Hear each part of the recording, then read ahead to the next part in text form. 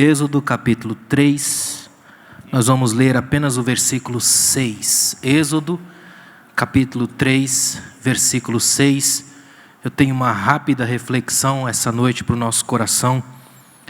Um texto que é tão extraordinário, dá para a gente pesquisar, mergulhar muito nesse texto. É um texto belíssimo. Aliás, o livro de Êxodo é um livro esplêndido, que é um livro que trata da libertação de Israel do cativeiro egípcio, a terra das memórias amargas, as lembranças ruins. Esse texto, por si só, o nome Êxodo por si só já é belíssimo.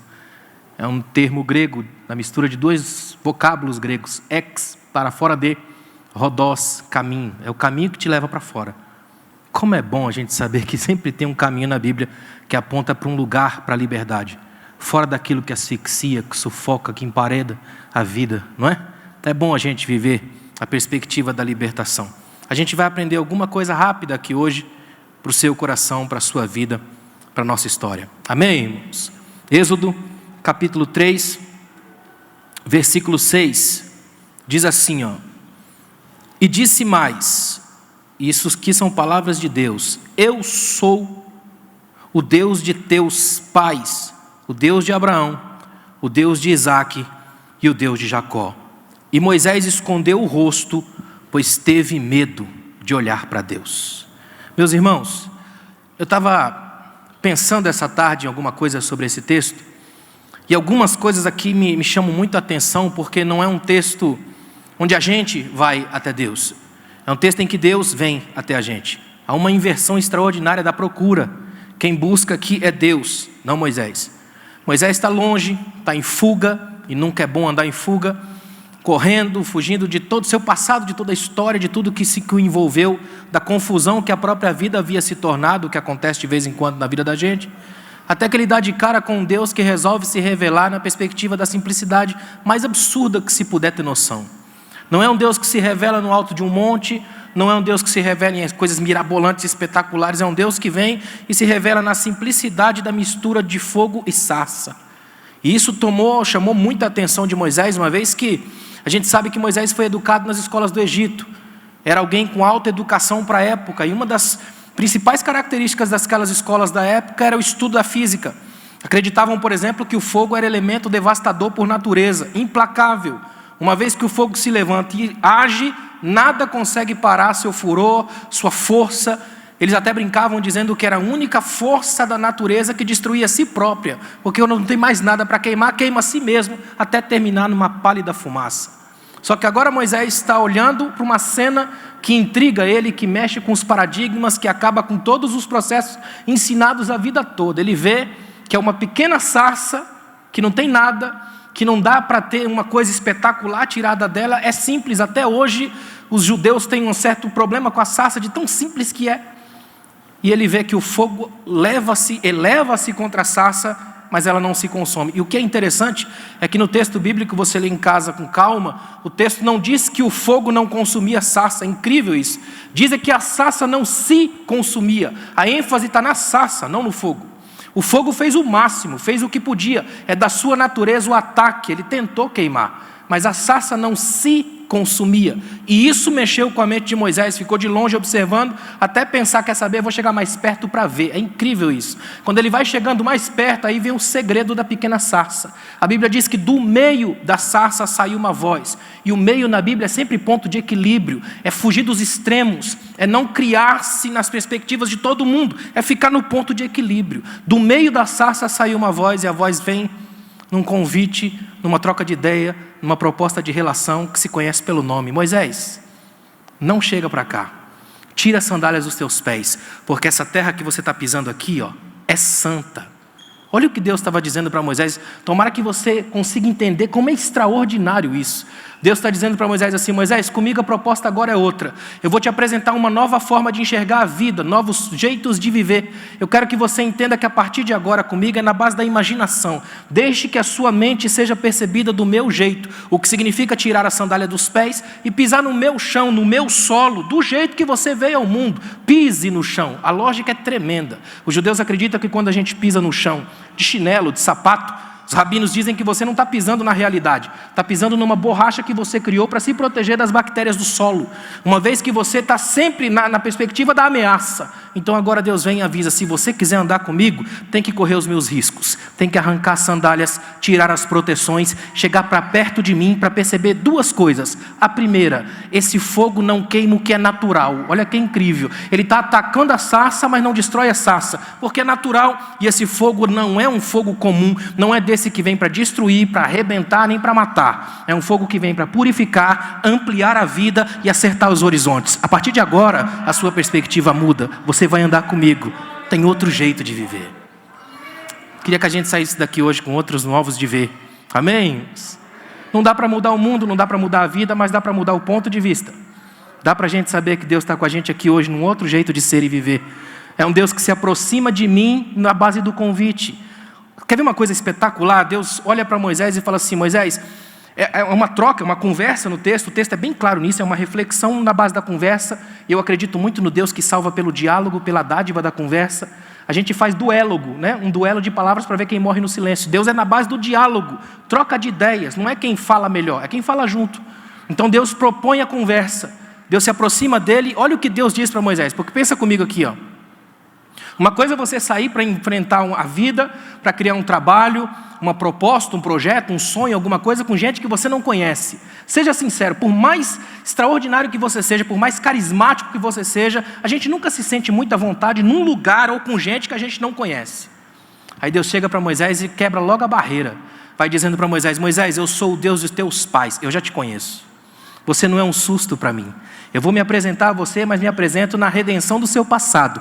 Eu me apresento mostrando um currículo. Eu me apresento abrindo agendas. Eu me apresento mostrando o teu passado, ajeitando o seu retrovisor da vida, para você olhar para mim, Moisés, não como um desconhecido completo, mas como alguém que já vem na sua história no encalço há muito tempo. Eu sei quem você não é um susto para mim, não é um acidente de percurso, não é uma brincadeira cósmica, não é a junção de partículas, você não é o objeto de um tubo de ensaio, você é alguém projetado nas tramas da existência. Eu sei quem são seus pais, eu conheço você. Tomara que você saia daqui hoje com isso na sua mente. Deus conhece você num nível que você nem sabe que existe. Deus é o Deus que conhece as tramas da história e os dramas da vida. Deus sabe quem somos no passado e não apenas no hoje. É o Deus que conhece o agora, porque sabe do ontem e projeta o amanhã. Tudo nele está na palma da sua mão. Ele é o Senhor da vida. A reação de Moisés deve ser a nossa. Moisés teve medo, e esse medo aqui é um medo natural do humano, aquela sensação de que eu estou num lugar agora que eu não domino mais nada. E o que Moisés faz é interessante, ele cobre os olhos, a mesma coisa que os serafins fazem com o rosto coberto, quando se apresentam diante de Deus em Isaías capítulo 6. Ele fecha os olhos, é incrível isso. Ao invés de abrir os olhos para investigar cada detalhe, ele fecha os olhos, ele dizendo assim, ó: Deus, eu entendi, a partir de agora o controle é seu. Eu não vou tentar dissecar, investigar, nada disso, eu só vou mergulhar nesse mistério que é muito maior do que eu. Eu não estou aqui para controlar, nem para dominar, e muito menos para saber os resultados. Não é matemática, é vida. Eu só quero viver a partir de agora, a partir desse teu ponto de vista, por mais difícil que seja para mim. Às vezes a gente cria expectativas do que seja a relação com Deus. Muita gente acha, por exemplo, que já porque eu estou aqui, estou na igreja, Deus está trabalhando na minha vida, Deus está me abençoando, a partir de agora tudo vai ser muito mais fácil, matematicamente calculado. E não funciona assim com Deus. Olha o que Jesus faz. Jesus é chamado para ir até a casa de Lázaro, porque Lázaro é seu amigo e está doente. A premissa é essa: ele é nosso amigo, a gente manda chamar, avisa que o amigo dele está doente, ele vai vir, já que ele é amigo, vai priorizar a gente. Ele não faz isso. Ele demora um certo tempo, até o ponto de Lázaro morrer. E quando ele chega, a lógica é de culpa. Se o Senhor estivesse aqui, ele não teria morrido. A gente faz isso com Deus até hoje. Mas Senhor, se o Senhor viesse desse jeito, talvez eu estivesse em outro formato, não é?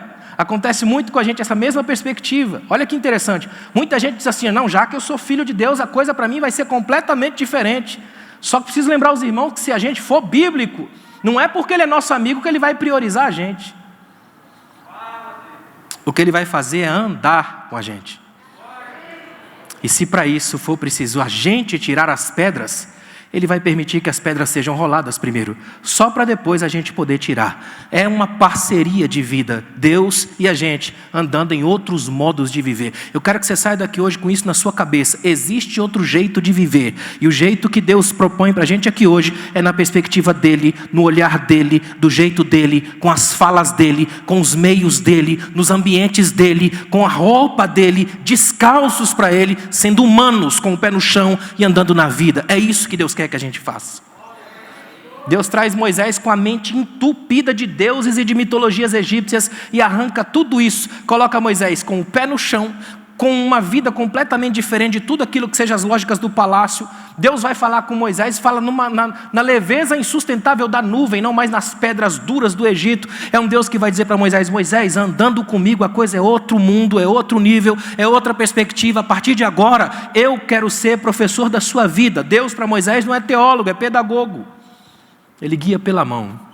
Ele caminha com Moisés, levando num outro tempo, outro jeito de viver. Tomara que a gente saia daqui essa noite com essa perspectiva e muda tudo para a gente. Muda a nossa segunda-feira, muda o jeito como a gente vive, porque o nosso modo de ver às vezes é tão pequeno, tacanho, fechado, enfadonho, bocejante. A gente passa a vida nessas coisas sempre assim, tem que funcionar mais ou menos desse jeito ou mais ou menos daquele jeito, e o tempo vai passando, a gente vai vendo que não funciona assim, porque dentro do reino de Deus o fogo não destrói a sarça. Eu estava lendo um rabino esses dias, ele disse assim, Moshe Grilá, ele diz assim, que naquela época a sarça, uma planta raquítica que não cresce muito, olha que interessante, ela não cresce muito, é pequena, das mais baixas e rasteiras que há, e aí o pior é que ela tem um pequeno detalhe, ela é cheia de espinhos, bem fininhos, e os espinhos ficam debaixo da flor. Então aquele que não conhece a planta até coloca a mão, o duro é tirar, porque se os espinhos estão por baixo, a mão entra fácil, mas para sair vem rasgando tudo. E ele diz que os rabinos dizem que essa é a metáfora do povo de Israel e do povo de Deus. Nós somos a sarça, somos simples, somos pequenos, somos rasteiros e somos terrivelmente traiçoeiros. Ai de quem coloca a mão na gente para tirar a sua graça. Ainda bem que a gente não é destruído pela própria chama, porque se a voz de Deus ainda estiver no meio, nem a gente se destrói. A graça sustenta a gente, porque é Deus quem trabalha a nossa vida, é Deus quem trabalha as nossas birras. Ele faz isso. É tão difícil para a gente, às vezes, lidar com a gente, não é? É complicado ter que lidar com a gente. Eu acredito que muita gente está se sentindo tão bem de máscara, vê só metade do rosto. Como é bom a gente aprender a lidar com a verdade que a gente tem. É difícil a gente se assumir todos os dias. Esse exercício de tirar, colocar a máscara, olhar para o outro, ver para o outro, reaprender a relação. A gente está sendo reaprendido em relações. Essa relação de Deus com Moisés começou curiosamente inversa. A nossa hoje é afaste-se, a de Moisés é chegue para perto. A nossa hoje é coloque uma proteção e afaste. A de Moisés é tire as proteções e venha para perto. Com Deus é sempre ao inverso. Com Deus, quando você quer subir, você tem que descer. Se você quiser receber, precisa dar. Quando você chora, aí é alegre. Se é fraco, é forte. Quando Deus diz que você tem uma pequena fé, sua fé é do tamanho do templo, é Deus quem enxerga no avesso da história. Ainda bem, ninguém controla Deus. A gente só se liberta quando aprende de uma vez por todas a confiar no modo dele de enxergar a nossa vida e não no nosso. Quando a gente entende essa verdade, muito da nossa vida muda, a postura da gente muda. Muda a nossa postura como pai, como marido, como esposa, esposo, como filho, porque a gente passa a perceber que nosso modo de viver importa para Deus. É um Deus que olha para a gente nessa perspectiva. Eu gosto de caminhar com você, o Deus dos teus pais. E é interessante que Deus, nessa perspectiva aqui, olha para Moisés e dá nome para os pais. Eu sou o Deus de teus pais, Abraão, Isaac e Jacó. São três figuras que a gente encontra em todo ajuntamento de igreja do mundo. Abraão, Isaac e Jacó. Abraão, pai da fé, aquele homem extraordinário. Toda a igreja tem um Abraão, já percebeu isso? Aquele irmão que passa pelos piores perrengues da vida e você jura que ele vai desviar e ele permanece. Não tem? Dá até uma invejinha de uns irmãos desses, não dá? Fala a verdade, são aqueles irmãos que você fala, agora ele para, quer ver? E ele permanece. É impressionante, toda a igreja tem um Abraão. Toda igreja tem Isaac, indivíduo que não faz nada de extraordinário, você não vê nada de espetacular em Isaac, mas tem um traço do caráter de Isaac que é definidor da vida dele em todo o texto que ele aparece. Ele é obediente ao seu pai, é fiel. Tem bastante Isaac na igreja. Gente que não aparece, não canta, não testemunha, não prega, mas é fiel. Pode contar que eles estão aí. Tem Isaques nas igrejas. O problema é que nossas igrejas têm bastante Jacó. Do púlpito à porta, a gente que atrasa, puxa o outro, tenta passar, rouba do irmão. A gente é cheio e Deus é Deus dos três. Eu sou o Deus de Abraão, o Deus de Isaac e o Deus de Jacó. Ele não joga fora aqueles que Ele escolhe. Se nós estamos aqui, é porque somos escolha dEle e Ele honra as escolhas que faz. Saia daqui hoje para viver a sua história nova com o seu Deus. Amém. Fica de pé, por favor. Eu quero orar com você. Obrigado, Pai. Obrigado por essa noite. Obrigado pelos teus filhos que estão aqui. Obrigado pela experiência que é conversar contigo, Pai. Ensina-nos a andar nessa nova perspectiva tão difícil, tão complicada, uma vez que é preciso rever conceitos, preciso ressignificar nossas ideias, nossa interioridade, nossa postura, nossa perspectiva. Mas hoje nós estamos aqui para aprender de Ti. E não há mestre maior do que o Senhor. Ensina-nos a sair daqui hoje num outro jeito de andar. E que tudo seja feito para a honra e a glória do Teu nome. Amém. Obrigado, irmãos. Deus abençoe.